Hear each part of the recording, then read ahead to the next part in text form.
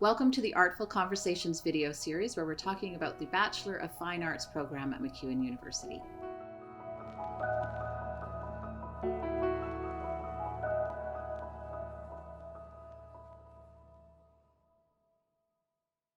So Garth, tell me about yourself in 2 or 3 sentences. Who are you? I'm Garth Prince. I originally from a country called Namibia. I live in Edmonton now, and I do residencies and performances for elementary schools, and I teach them a little bit about Namibian culture through music. That's what I do. How about Ah. you, Rayanne? Nice to meet you. And Nice to meet yeah, you. how Yeah, about you? Can you tell us a little bit more about yourself? Yeah. sure. So I am currently a sessional instructor in the Arts and Cultural Management program Mhm. at MacEwan, and I'm also a published author and poet. Mhm. And I do a lot of work with intersectional women around mental health and intergenerational trauma within my work and my writing. Mhm. And that's kind of my focus in the world right now. Awesome, awesome. Yeah. Yeah. Yeah. I know that we have some connections with literary world because you currently have a album that is nominated for a Juno, a children's album, but you worked with members of the literary community as a part of that. Can you tell me a little bit about that? Yes, Yeah. so most records in the old days they would come with a little booklet, I guess, a CD booklet, and Yeah. we decided to do something a little bit bigger than that, and we decided to make it into an actual book. And I Yeah. partnered with an author based here in Edmonton, Tolowa Molel, Okay. and we did a children's book. For the record, and it's kind of song number one on the record. It's kind of how it started. Hmm. Yeah. It's very cool. I'm Mhm. always fascinated by how people get from the starting point of their artistic project to where they land. Mm-hmm. Yeah. Yeah. Yeah. Yeah. And you're currently in the program, the Mm-hmm. Arts and Cultural Management program, Yes. as you're doing it as a BFA? Um, Initially, when started, I was doing music full time, working in the schools, and then with COVID, it Mm-hmm. sort of shut that down, Yeah. and I wasn't able to go into the schools. Um, which, looking back now, for me, it was actually a good thing because Hmm. I was the way I was working before was I feel like I would have burnt out because of the amount of work. The residencies are quite big projects with hundreds of kids, Yeah. and then you do concerts, and then you go to the next one. And I was always looking for tools and resources to be for that to be more sustainable. Yeah. And I had done 1 year of music at MacEwan, Hmm. and back then I was always trying to take courses that were in the arts and cultural management program, Yeah. and they're always like, no, that's a different thing, because I believe that all musicians, it's so relevant that we have, Hmm. we have to understand how to read contracts, we have to Yeah. have those kinds of skills, marketing, really relevant things, right, for all artists, really. Yeah. And so I knew of it, and I guess the pause during COVID gave me a chance to reflect, Yeah. and that's when I started. I enrolled for initially for the diploma program, Yeah. and I'm just excited that there's more now. That's where I'm at currently. Yeah. Yeah. There is Hmm. a lot more now. Yes. Yeah. When I took this program Hmm. 20 some years ago, Hmm. and it was a certificate program Yeah. when I started. And what's really funny about you and I love how like things intersect. And I told this to you earlier.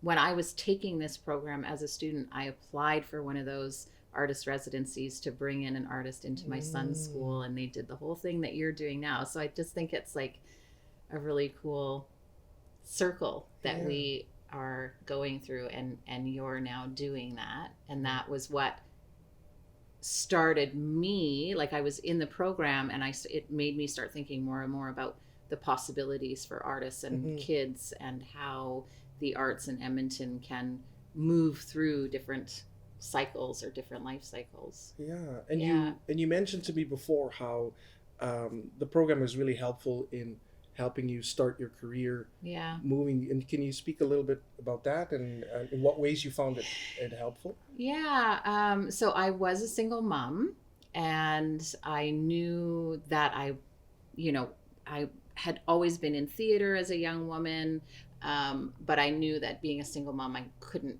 raise my children doing the odd theater gig. It certainly wasn't going to sustain us. Mm-hmm. And so I took the program in order to be able to find a career, but still be in the arts and still be invested in that in my life. And it truly, I know it sounds cheesy, but it truly changed the trajectory of my life. I was able to provide for my children and be involved in arts at management levels throughout my career. I've worked for record labels, for Justice Film Festivals, in the nonprofit world, in women's shelters, and have run.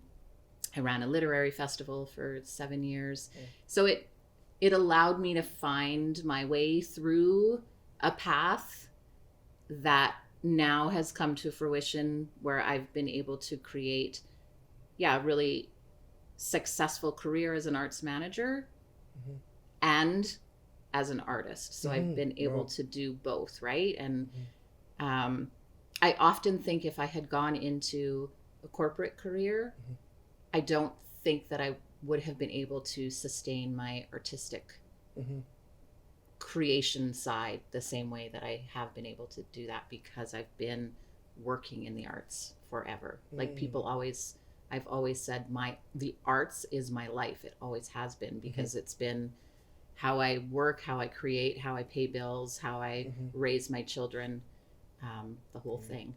Wow, that's really inspiring, because that's one of the things that drew me to the program was the hope of, being able to work, because as you know, for artists, it fluctuates all the time with work, the gigs and everything. Even if you work at a really high level, it still happens where you have quiet seasons, right? Yeah. And so having other skills but still being able to be close to the arts and still being involved, that was what kind of drew me to the program in the first place. Yeah.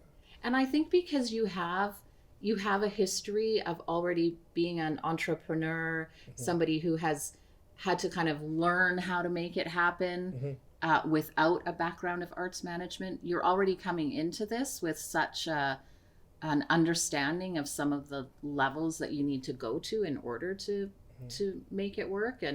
And you told me when we were talking before that you also just were recently offered a wonderful position as a coordinate education school. Can you tell me about that? A school and community coordinator. So I had done 1 year of the program, and I guess it just opened up a new world for me, to apply the skills, because many artists have already, like you say, they're already doing marketing, they're already doing, but I think the program helped me first off to reflect on my art, and to think about, well, what are the successes, even the failures that I want to work on. What are things that kind of bothered me about how I was doing things before, but at the same time, through COVID, thinking of a more sustainable, way to work. It opened up an opportunity for me to apply for a school and community coordinator of a sports program, after school sports program in the city at a charity. And they felt like the combination of what I was studying and my interests plus what I had done before was a really good combination for that role. And so, as an artist, I'm very passionate about art and creating art, but it is a good feeling to not have to rely on it for sustenance as well, and to really just create, and to have a work that I do that is more sort of how I pay the bills and that sort of thing. So in that way, the program is helpful for me, but I'm still continuing learning as much as I can. Just because of I just noticed that there's so much that I don't know and I want to improve in. And some aspects I was looking at for the BFA and what's coming was, for example, some legal aspects of what I do, because that's becoming more and more common for me to deal with, and I have to speak to lawyers now a Yeah. lot more, and it's very difficult. I mean, yes, I can hire a lawyer to do that, but I prefer to also have some knowledge of what is going on Yeah, as well. understanding copyright law, Yes, right? Huge, absolutely. huge. It's so important Yes. for artists and for Hmm. arts managers to be able to understand those things Yes. Yes. versus being thrown into something and having to take, uh, 5 years on the ground trying to Yeah. understand how to read a legal document. You can come Yes. in with the knowledge. Yeah. And for Yeah. yourself, you are a published author, right? Yep. And how did you find that experience? Because when we started our project, the one I spoke of Yep. earlier, the children's book, we had the option of going the route of publishing, and we even had some interest and Yeah. everything. But it just seemed like immediately it would take so much more, so many more years to get the project done. So I'm just wondering, what has been your experience with publishers and working with them? Yeah, so Hmm. that's an interesting question because previous to my life as an author, when I said I worked at a record label, Hmm. I worked as a production manager, but I looked after all the copyright and royalties for the record label. Oh, So when I okay. moved into my own writing, because I Hmm. said part of the reason I left the music world is I realized I was more interested in the story behind the music, and Mm. that's where what Hmm. really fed me. Um, so when I moved into the publishing world and started looking at publishers and having to read contracts from publishers, I felt like I had already a bit of an understanding because I Mm. had to do that previously in my career, at the record label. So I did Oh, understand a bit yeah. of the copyright world, royalty Mm. world, understanding how to read a contract. Um, but again, I took the program, which at the time was only a certificate, and they didn't have anything having to do with Mm. law or copyright or anything at that point in time. So I'm excited about the fact that Yeah. those are things that are going to be a part of the BFA because it Yes. will make a Hmm. huge difference. Hmm. Um, Otherwise, you have to go on a lot of trust, Yeah. which Yes. I remember what you're saying reminds me of a story when I was offered my first publishing deal yeah, in South Africa with a small band. And we were offered a contract, and we were ready to sign it just because back in the day, that's what yeah, you work all your life to get a record deal, publishing deal. yeah, And at the time, we had a friend who was a lawyer, and they looked at the contract for us. yeah, And we asked them for what do they think, right? yeah. And I'll never forget what they said. They said that this is a standard publishing contract. It's great, and so we were Mm, ready to sign it. And they said, but just hear me out about the next part. And they said, in the music industry, it's standard, but in no other industry would somebody sign this because it, like, from the artist's perspective, right. it was just not a great deal. So that kind of opened my eyes to, well, in the arts we have to kind of, with music and the industry and the way it was, Yeah. I knew that it potentially wouldn't make sense for me to just do things the way they'd always been done, Uh-huh. and I would have to try to do my own thing. And that's kind of why I went a different path, Yeah. because I've heard so many stories of musicians who signed contracts, and yes, it might have been a good contract for industry standard, but Yeah. the standards in the industry can be different, right? So compared Yes. to other industries, and I had worked in other industries before, and I just said I'd rather be doing something where I get to set more of the terms, or at least Mm. understand the terms Hmm. better. Yeah, and so that's kind of part of the journey that I'm on as well. Yeah. So you're taking the courses right now, like you're in one of my courses right now, the human Human resources resources. management, which Yeah. has been module based Yeah. through COVID, Hmm. which has been really interesting, I think, for Hmm. both the instructor and the students. Hmm. But what are you taking next, or what do you think has been the most interesting for you or engaging for you as a student in the program? For me, I come from a financial planning background, because Oh, before I worked in banking in Namibia, and music was always just something that I did kind of as a hobby. but it Okay. was like I was two different people. I was this Wow. musician on the Yeah. weekends, and then I Yeah. was working in the bank because it was a good stable career. Right. So for me, funny enough, it was the accounting course that I really Oh. loved because it kind of brought those two worlds Hmm. together. It brought the two worlds together for me, to understand kind of like the financial aspects of the arts and to understand that better. So I'm Huh. actually excited to do that next as well. Like this, there's another accounting course, so I'm excited for that. Wow, I'm shocked because you never hear Yeah, yeah. artists say the accounting.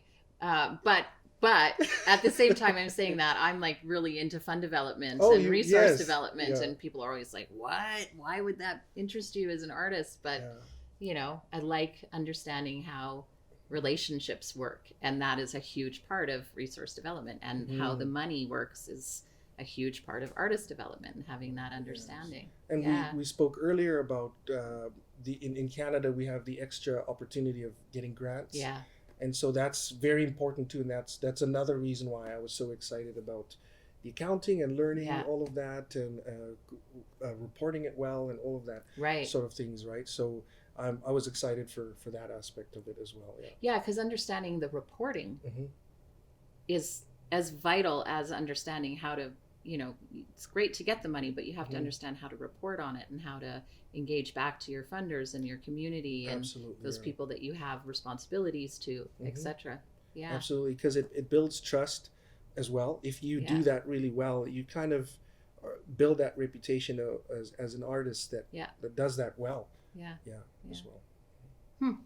Well, this has been very Yeah, interesting. absolutely. Yeah. I do want to ask Hmm. you just one more question. I know you've gotten the new position, Hmm. which is very exciting. And what I think I also love about this program is that it isn't simply the arts; it's arts and culture. So it's everything Hmm. that encompasses culture in the community, right? Hmm. Whether that's a sports nonprofit or a women's shelter Hmm. or a senior center, right? Like it considers all of those aspects. Hmm. But I would say, at the end of this all, when you're done the program, Hmm. what is your big sky dream or hope that you're kind of coming away from this with? Yeah. So the way I'm doing the performances in schools right now, one of the things that has happened is I would create really big projects and work with children to create those projects, and then we would finish those recordings and we would be gone. And I Mm, felt kind of I wanted to create more of a community or yeah, an organization that we could have to make it more accessible for kids to access the kind of work that I'm doing. But for that, you need to build a team. You need to know hmm, lots of stuff. So yeah, and so that's what it is. So I don't know the structure, what it's going to look like, mm, but that's kind of the idea eventually, is to build something that can be more accessible for kids to learn African music mm, as well. So that's the idea. Yeah. So how cool. about for you? Are there any interesting projects you're working on right now as well that relate really well to arts and cultural management? Um, well, I think I am constantly, I say that I'm a cultural producer when people ask me what my Oh. career is. I say I'm an author and an educator and a cultural producer. So I think I'm constantly Hmm. kind of doing that. But right now, one of the big things that I do focus on outside of the teaching at the program is I am currently working on two new book collections. Oh, So one nice. is a nonfiction essay collection around the in between spaces that we women live in, Yeah. Hmm. and I think it does relate to a bit of what I'm doing in this course, because Hmm. it's looking at where I came from, where I'm going, how I'm sitting in myself right now. Um, and I also have a podcast Hmm. that I interview artists or authors, but with a very intersectional lens. Hmm. So I think that also kind of comes back to this program, that understanding of the importance of different voices in the arts Hmm. and elevating those voices and learning from those voices and the celebration of that. So those are kind of the path, the structure that I'm on right now. And I don't Hmm. think it will ever be different. I think it will always be a wave for me, which fits my life. Awesome. Yeah. Yeah. Okay. Thanks. It was great talking to you. It's good. This is fun. Yeah. Yeah, Yeah. thanks, Garth. Thanks. Okay.